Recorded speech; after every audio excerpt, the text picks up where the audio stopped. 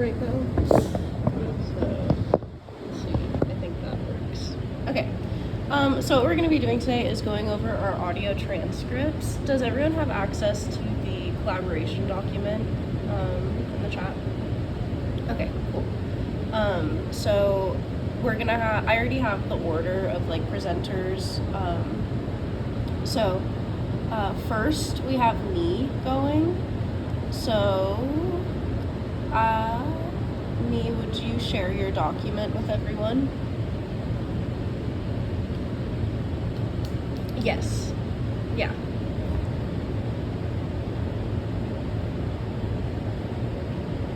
Oh, okay. And how this will work is I'll give you like about a minute to a minute and a half to give like context for your transcript. And then I'll have you kind of say like things you thought you did well and then things you would like feedback on. And then we'll kind of like discuss as a group about that feedback. And the recorder for me is going to be Abby. So Abby, do you have access to the collaboration document? Okay, cool.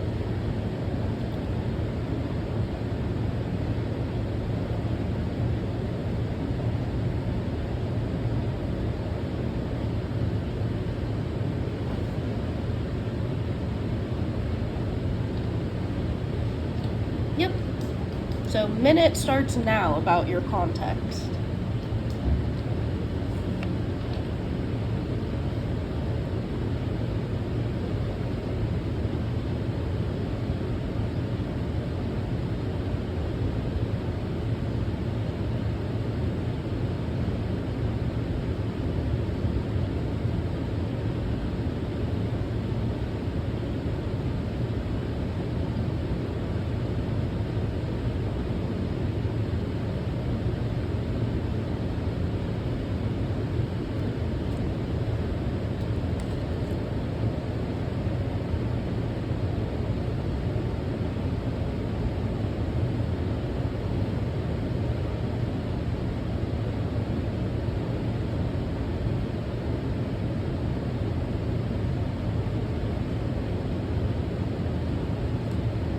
What are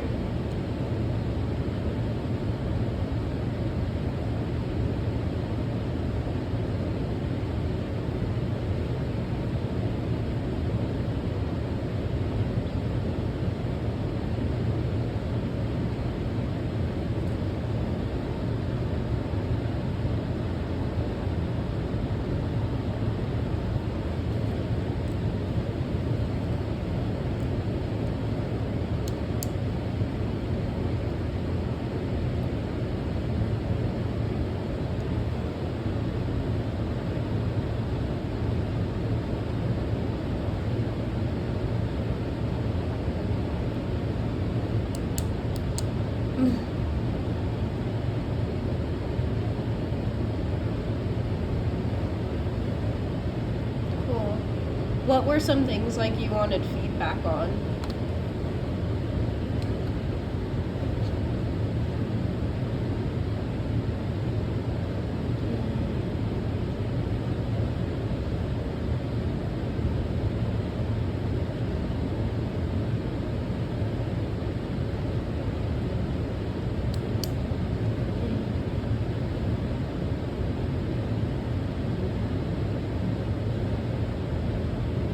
Yeah. So I'll open that up to the group, like how did everyone think Snee's questioning process was, what kind of questions she was asking, and then like how effective those questions were with evidence.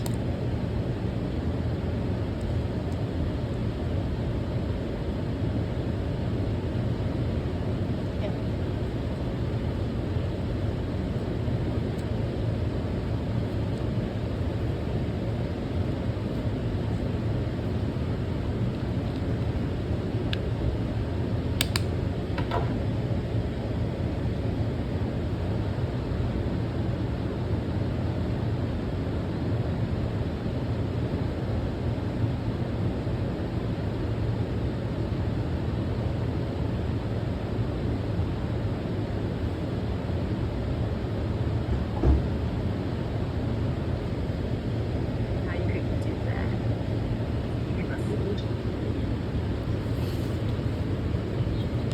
I feel like I should have, instead of just saying outright how many molecules does a halogen gas particle have, I could have said something like, what do you know about halogens in a gas state? That would be a bit more open, but I don't know. So, Yeah, I thought your questioning was fair, and I agree with that addition. Like, uh, it's not necessarily bad to mention like the number of molecules, but it's sort of like it would probably help to not give them that step, like just because like that's something they can sort of figure out themselves if you like prompt them to think about halogens, because like Yeah. 7, and that's one of their properties. So it's one of those things that like ideally they could probably like piece together when you like prompt them and say, oh, you know, these are halogens. What do you know about them that might be relevant to this question? yeah, I think that kind of like brings up the question of what are the advantages of using closed questions and what are the advantages of using open questions, and like what are kind of the contexts that we can use those in. Yeah. Any thoughts on that? Like, is there a time and place for closed questions? I mean, for sure. I mean, like, you definitely want to ask, like, if you're clarifying someone's knowledge, like, do you know, like, what a halogen is even? That would be, like, a good closed question. But then if we're talking about, like, their properties and stuff, then I think an open question might help lead them on their way. Yeah. Was there any? That's what I was thinking, because I think that from the how many molecules, I kind of pointed them towards a specific thing that they should look for, which is the number of molecules. Halogens, like, there's a lot of properties to them, so maybe it would have been beneficial to let them jump through every property until they hit that one, but I feel like I should let them right to this part. Cool. Which is fine, like they got it, I don't know. Was there anything else that anyone noticed that needed well? Related to like our 4 pedagogical skills being questioning, wait time, facilitating student interactions, and compassion.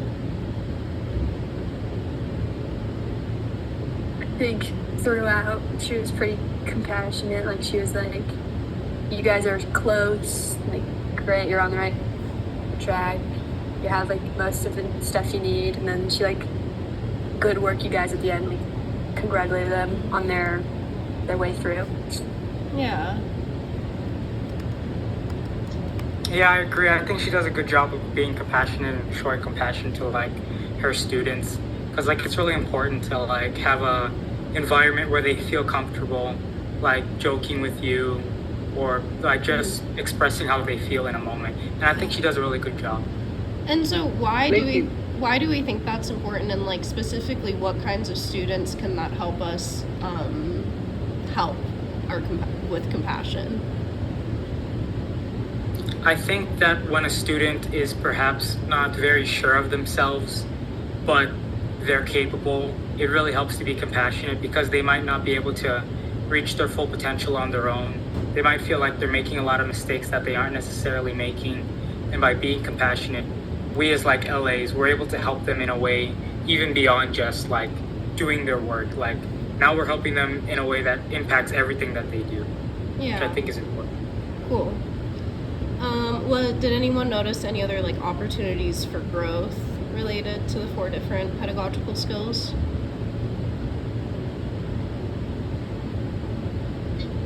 I mean, I think this group is working together pretty well, like, to begin with. But if she wanted, she could, like, ask them to maybe discuss what a halogen is or something like that, just to facilitate the student interaction. I would definitely agree. This is one of those rare cases on a Friday afternoon that a group actually works well together. Most of the time it's one person carrying the whole group, and sometimes I'm just like, okay, I'm asking him, you're carrying, Yeah. I know you're good, I want him to give me the answer. Yeah. I do that sometimes when there's a group where like there's 4 people but 2 people are carrying. So if I'm there to ask some questions, I would say like, okay, I remember their names. So I was like, hey, dude, I'm gonna pull you up and kind of put you on the spot here. Can you explain to me what is going on? Yeah. Cool. I think that's just, all. Just the thing. Yeah. Yeah. Does anyone have any other like feedback for Nee before we move on to Abby?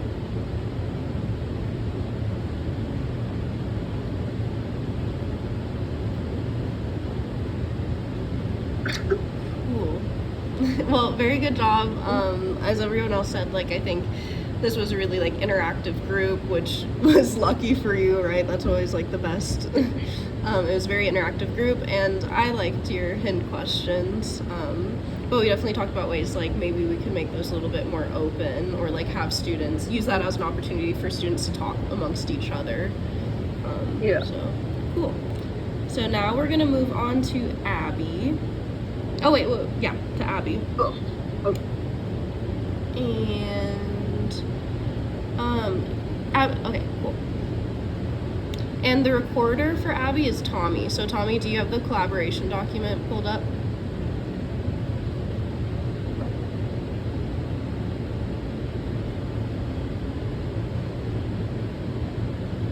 We got some buffer time.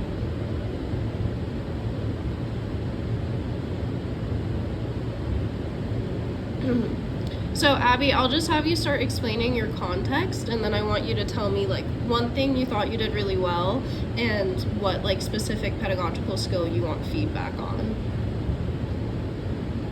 Okay, so this was in a recitation on this last Thursday. I think the interaction went pretty well because students seemed to understand what I was trying to get them, what I was trying to explain. I chose this one because I tried to have this conversation with every group. It was like kind of an optional extra piece to our project, but since everybody was finishing early, I was like trying to get around everyone as it'll help them for next week and the week after, yeah. And this one was the most intelligible in the audio recordings I could get, the most quotes out of it. And then I wanted feedback on like how I could make my questions different. Maybe I just feel kind of stuck in a math class with using open questions, and then also, I definitely should use more student interaction stuff, but where I could do that would be cool.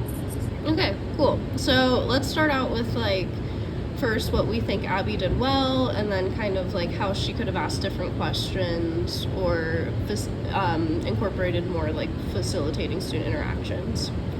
So I'll open that up. Whoever wants to go first.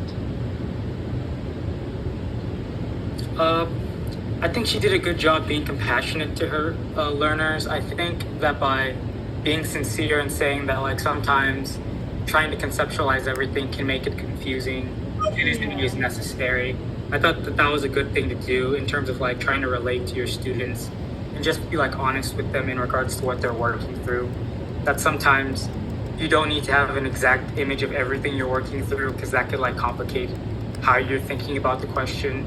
But I do think it's important to like be honest with students in regards to like what you think would be best for like them understanding it. Yeah. And like, especially when we talk about compassion, we kind of think of like self-critical statements. So like, did we notice any self-critical statements that students said? I'm not sure if there's anything in here. I think the don't point at me was really funny. The what? The student 2 pointed at student 1. Be like, don't point at me. Oh yeah. Because I feel like up until then, student 1 has kind of been carrying. So I think it's funny that student 2 is just adding to that, like, hey, you're carrying that. But I don't see any like critical self-talk here. Yeah. So, I think maybe perhaps, well, not exactly self-critical, but I think maybe like the shock at like 4 dimensions part, where that aspect of the question like had the students kind of shocked or like, a tad bit worried. But she did a good job responding to that and explaining to them. Nice. And then let's talk about like facilitating student interactions. So,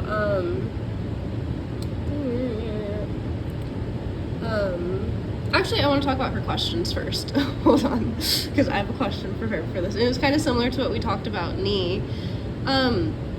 So I see like use of both opened and closed questions. Where do we think that like questioning was used most effectively and why? Like how did that impact student learning based on what kind of question was used?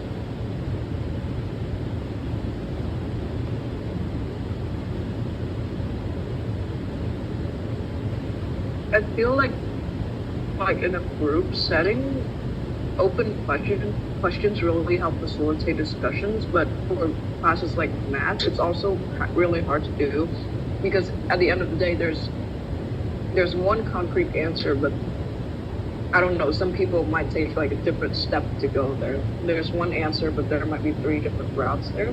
Yeah. It's just hard to sometimes say what do you guys think for this one?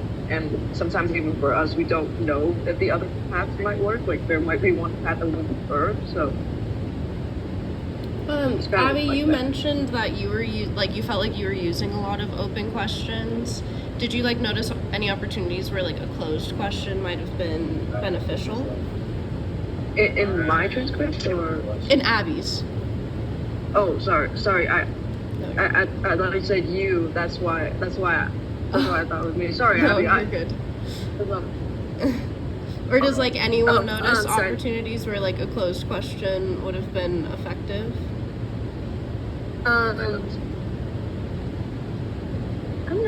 I think I would want more open questions, honestly, but because I feel like when I ask the closed question, like, here, so if we wanted a 3D bridge, or what dimension would our function have to be? Like they don't know the answer. And so I did have to give it to them. So like that didn't work very well because it was like you need that like background knowledge to answer the question. But like when I asked like how could you get a vector field that is perpendicular to the surface, they understand like that's a normal vector and they have other ways to get to that point. Like they have other methods, but there's 3 methods and this is one of them. So I just think maybe open questions were a bit more helpful in this case since it's like a brand new concept. Yeah, and I think But that's. Oh, go ahead, Nee. Sorry. Oh, I was just saying it's also like pretty difficult because this is Cal 3, right? It looks like Cal 3. Like it's for STEM classes, it's pretty difficult to answer really open question. I think the vector field question was great, but like I think you also did a good job for the other questions because you're kind of like pushing their thinking on a little bit. I personally don't think I could have come up with an open question if I was in like this particular scenario. So I'm not sure. Yeah. Does anyone have any other like celebrations or opportunities for growth that they'd like to highlight in Abby's transcript? I think utilizing wait time is always nice, and I like that for certain sections of hers, she did that. Do we have But examples? in general, I thought she did a great job. Oh yeah. So wait time at about 17:55. And what kind of wait time was used there? Was it wait time 1 or wait time 2?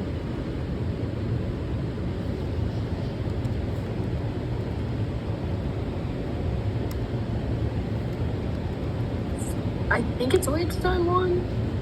Yeah. That's the student controlled one, yeah. I'm looking at it. So you asked a question and then yeah. So what kind of like wait time do we think would have been like most effective here? Wait time 1 or wait time 2?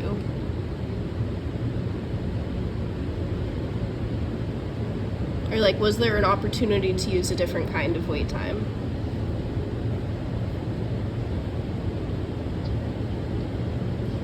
You very briefly, Faith, explain to me the difference between the 2 wait times. I don't think I remember that. Yeah, does anyone like wanna before like I go ahead and explain Somebody this? help me. No, it's okay. Does anyone like remember the different kinds of wait times?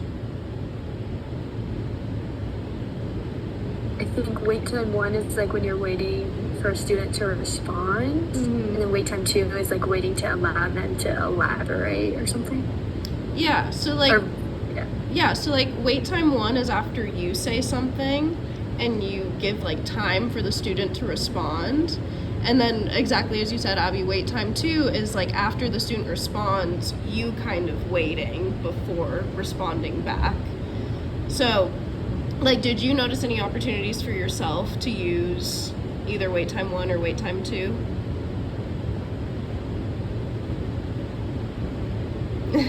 Sorry, I couldn't find the unmute button. I did. I think I could have used wait time 2 because that was wait time 1. I'm pretty sure, but they never really answered. I think I could have used wait time 2 more because I have the tendency to just immediately be like, right, like yeah, Yeah. you're right. Don't And we could all? just, I mean, like, I just wait. did it. Yeah, but that sort of thing. Yeah. Yeah. And like, what are some of the advantages to using wait time 2? I think it allows for maybe like deeper thinking. Like if the student is like, I don't know, they might think that they're halfway there. If I'm not immediately responding, they might go more in depth and kind of explain their thinking and understanding. Yeah, I agree. So, cool. Is there anything else anyone wanted to add before we move on to Tommy? I just wanted to say that I kind of agree. Like, I agree with what Tommy said earlier about the four dimensions. Like, especially for Calc 3, it's important to, or just any calc, to just get the basic understanding down before you move in depth. And I think like Abby did like a great job, because I think when all of them were like 4 dimensions, I think you were able to see, Abby, that this is kind of gonna stump them, so that you're just like, okay, scratch that, don't think about it, but this is what it is. So I think that's great that you did that, because then they won't have to like go do 10 different mental gymnastic problems to understand it, and they can just go straight in there. And if they're interested, they'll go dig up the 4 dimensions. But I just didn't think that that's great. That's probably like my favorite part of this whole thing, like the 4 dimensions. Yeah. Yeah, overall, I think it was like a really cool transcript to read. And like everyone said too, I think it's great how you met your students where they are, right? With like understanding, recognizing, okay, guys, this is difficult, but you're doing a great job, you know? That goes so far in just building student morale. So good job, Abby. So now we will move on to Tommy, and Nee, I have you put down as the recorder for Tommy.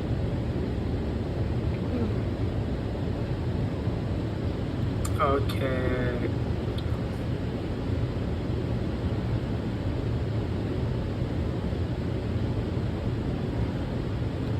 And so, same thing as before, I'll give you like a minute and a half just to explain your context, and then I want you to tell me like what's one thing you thought you did really well related to our 4 pedagogy skills, and then what's one pedagogy skill you like want the most feedback on. Okay, sure. Well, the context for this one was I was helping a student in a calculus office hours, and he's a student that I have a work group with, so we've interacted prior. So it was sort of a moment of like, let me help this student who I usually help and that I usually like assist, and like, let's see if I can help them make progress even out of the work group setting. The question was about tangent lines and normal. Like, it was basically a curve whereby at a specific point they wanted a horizontal tangent line, so it had to do with setting the derivative towards 0, and it was about me sort of trying to get them to that point. So I guess what I want feedback on is like, how well was I able to like help the student get from point A to point B without explicitly telling them everything, and like what are ways that I could improve in that regard. Yeah. So like first I want to start out with like, what did anyone notice that Tommy did well? Like celebrations for his transcript. I think he did a good job at kind of like gauging where the student was to begin with. Like in the beginning of the transcript, he like asked, so we know this question is asking about the tangent line when it's horizontal, Yeah.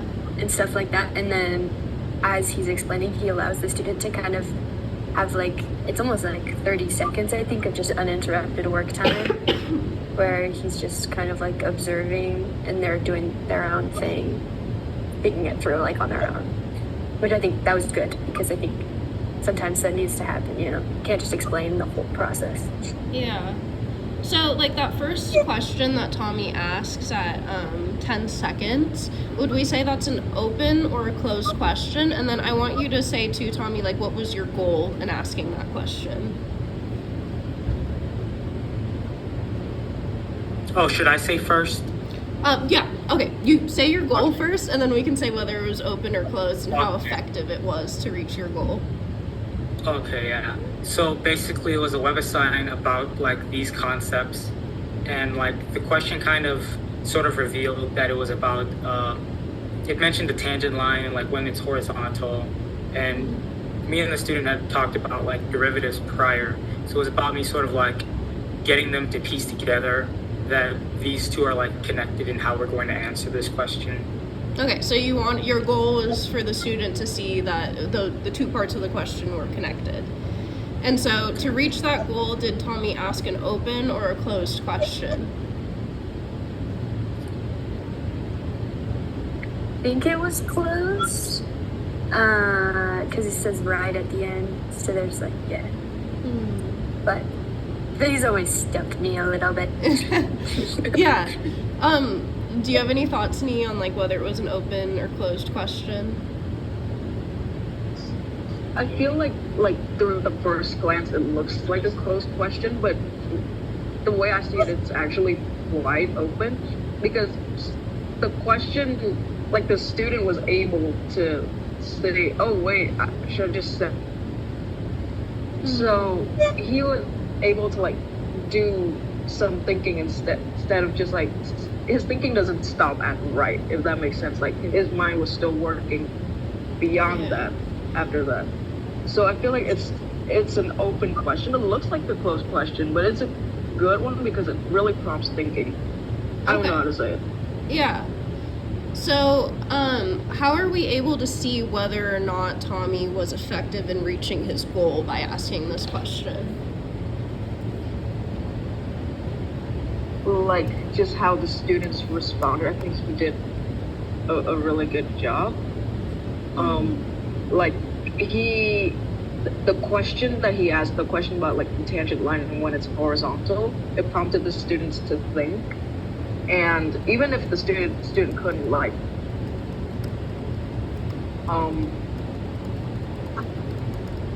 wait a minute.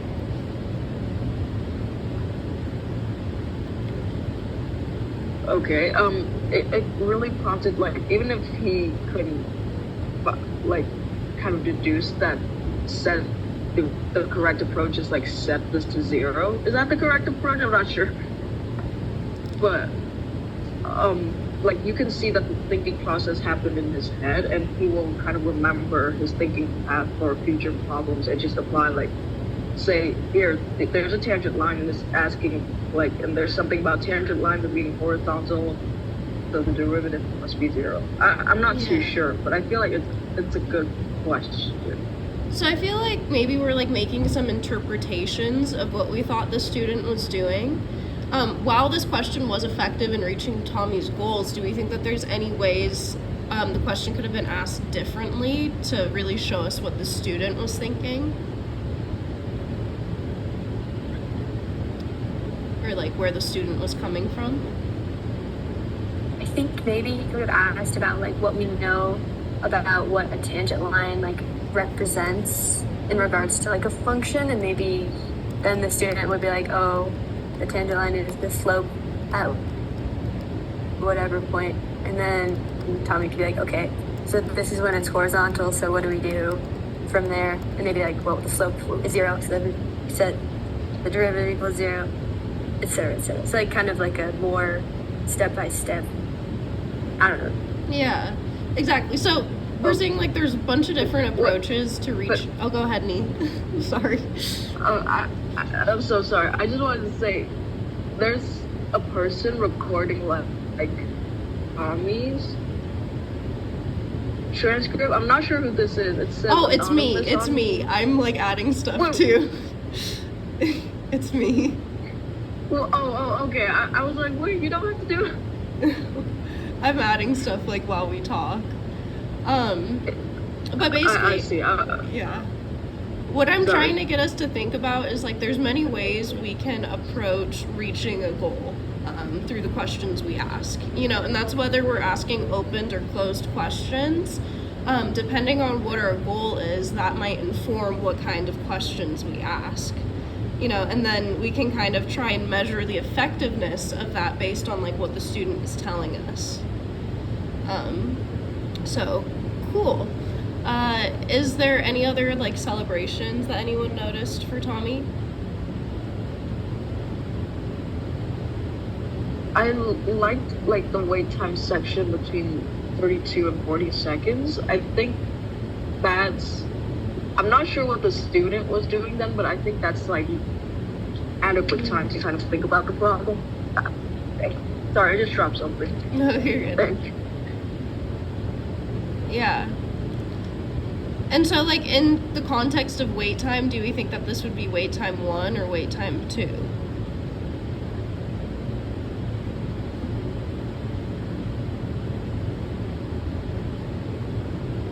I think this is wait time 2. It looks like wait time 2 even. Yeah. And did we see, like, any effectiveness from that? Might be hard to see here. Yeah, I think like just like letting the student. I mean, it's not wait time as like we think about it as like in class, like in a discussion, but I think it's still kind of wait time. And since he allowed the student to kind of work through the problem with the context, he was able to see like where the student was at, and like oh okay, she gets it, Yeah. or they. Sorry, I don't know if. Cool. Did anyone notice any other like opportunities for growth for Tommy?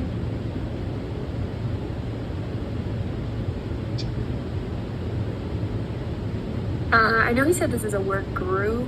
I don't know if there's other people like maybe with the same question or how that's structured in APPM, but maybe like we could be like make it a class thing. Be like, is anybody else on this question? Like, what do we think about a tangent line equals 0? Yeah. So, at what point do you But think? Oh, so he did for a good the- job interacting with one.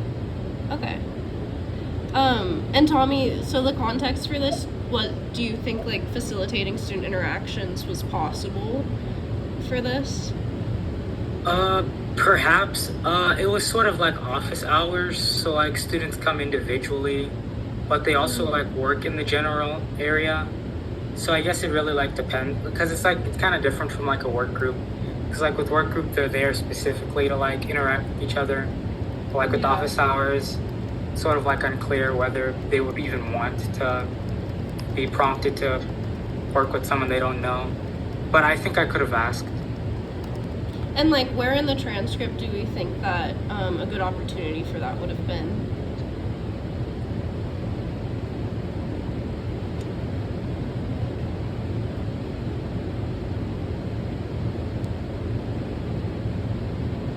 Maybe near like where he's asking about what like how like we can see what the derivative like what to set it equal to.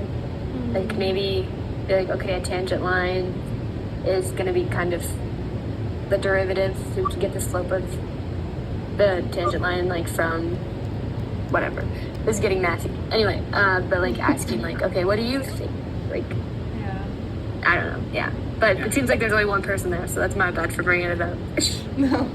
It can definitely be scary sometimes to like include other students because like but like what do we think the benefits are to doing so? Well, I think like sometimes because it's like APPM, like sometimes they might be working on the same or like similar questions. So in that sense, you can like help multiple students at the same time. and you can also like prompt them to like be more open to working with others. Cool.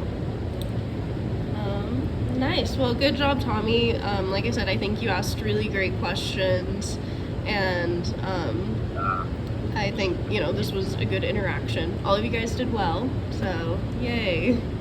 And if you have like any other specific questions about your transcript or like interactions going on, feel free to message me on Slack and like we can talk about it in more detail. I know that this pod is kind of hectic, so no worries there.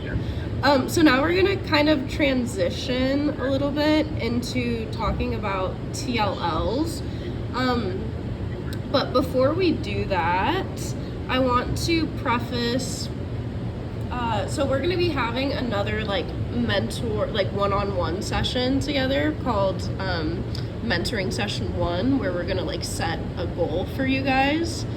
And so I made another When is Good for it. It has to happen within like the next few weeks. So I'll put that When is Good link in the chat. I'll also email it to you guys.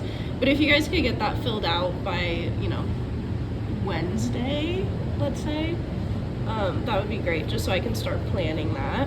So let me put that link in the chat.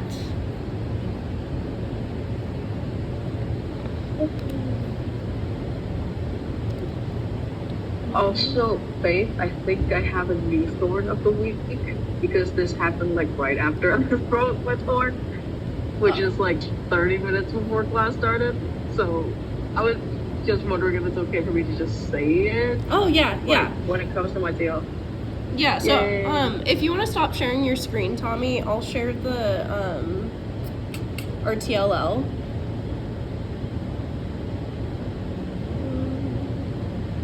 And then were you guys able to open that When is Good link? I was.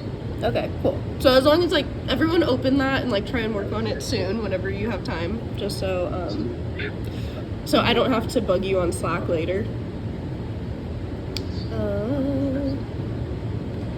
Okay. Share screen. Okay. So we can do something similar to last time where like we kind of go through and give each other feedback. Nee, did you want to talk about your thorn real quick before we go give each other? I feel like this one is like a pretty big one on my part, so Okay. yeah, I think it's important that I own up to it. Yeah. So just about like an hour ago, there was a student who was going through a multi-step problem. I'll just say there's multi-step because there are a couple of steps that you need to do in this problem. And she was doing pretty well. She knows what she's doing, but she struggles with starting.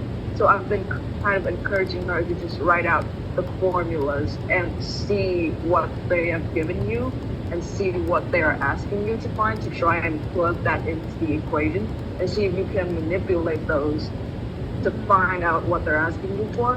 Yeah. She understands what I said. The thing is that she plugs in the wrong formula. So there's so it's like there's M1 times V1 equals M2 times V2. And instead of doing that, she writes like M1 times V2 and M2 times V1, which is so small, but because that is the first step to the problem. If that is mixed up, everything else is mixed up. And it happened 3 times in a row. Yeah. It's just like small things like that. So I guess I feel really bad now because like when she did that for the 3rd time, I was basically trying to help her. I was like, hey, please be very careful what you're writing down. I didn't mean to like say it mean or anything. I guess I was just like serious. I was just like, be very careful pay very close attention to what you're writing down. Be careful. But I guess it came up as harsh because like she was like, hey, thanks for calling me out. I was like, what do you mean I didn't? But I don't know. Maybe there probably is a better way for me to say it. Because I honestly, I would hate it if any of them on an exam encounter a problem like that and trip up because of something just so easy. Like Yeah. it's like you're 99% there, but because of that one wrong percent, everything else gets thrown out of the window. It really sucks. So I don't know. I've literally never done that before, but that's like, come on. So I'll open this up to the group. Like, has anyone experienced a similar thing with a student? I know I have at times. And like, what are ways we can kind of help a student who is just like almost there, but is not quite there?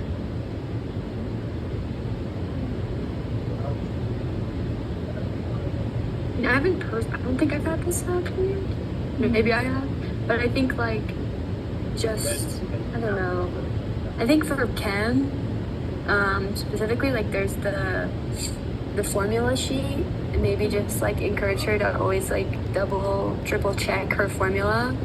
I'm not sure. Like it's kind of a hard thing. Yeah, I mean, do you have any thoughts, Tommy? Or For a situation like that, I also experience stuff like that, but like not as, I guess, as extreme, or like just like sometimes when a student like might make a certain mistake, like just to remind them to be mindful that like, oh, this is something that people forget a lot, or this is easy to make a mistake here and it'll impact everything. But like I don't think I've noticed like repeated, like the same student making the same mistake.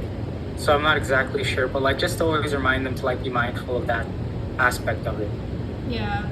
And like, so what this reminds me of, it's like coming down to like an issue with memory, right? Like memorizing something, I think. And what has helped me with students in the past is like making analogies or like other things to help, or like acronyms, those sorts of things to help the student memorize the formula. So if it's like M1V1 equals M2V2, being like, I don't know, ask ChatGPT, I can't think off the top of my head. But like if there's like a sentence or something that would help the student like memorize the order of that, I think that could be useful. Oh no. I know.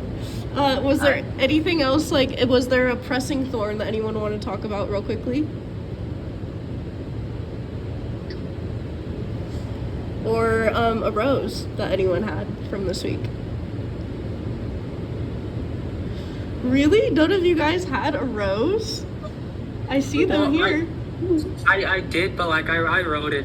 I don't really have much to expand on. Okay. Yeah.